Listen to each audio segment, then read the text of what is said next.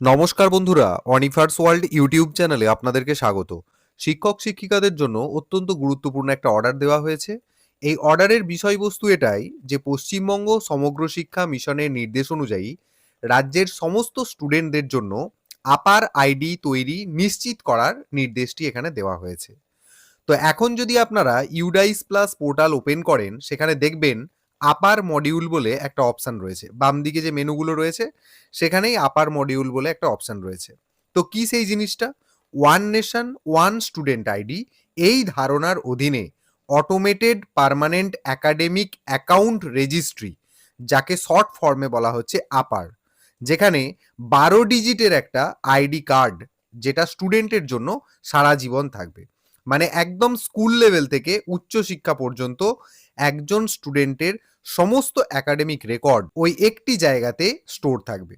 তো নির্দেশ এটাই দেওয়া হচ্ছে যে স্কুল এন্ড থেকে ইউডাইস প্লাস পোর্টাল ওপেন করে আপনারা এই আপার আইডি জেনারেট করে ফেলুন, এবং এটা টাইম বাউন্ডিং প্রসেস আকারে বলা হচ্ছে। কিভাবে বানাবেন এই আপার আইডি এক্সক্লুসিভ আমি একটি ভিডিও দিয়ে রেখেছি, আই বাটনে তার লিঙ্ক দিয়ে দিচ্ছি, আপনারা সেটা একটু দেখে নেবেন।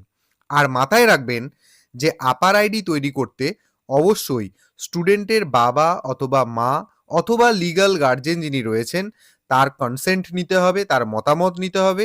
একটা কনসেন্ট ফর্ম আপনারা ওই ইউডাইস প্লাস পোর্টালেতেই পাবেন, যখন তৈরি করতে যাবেন দেখতে পাবেন জিনিসটা আমি দেখিয়েছি।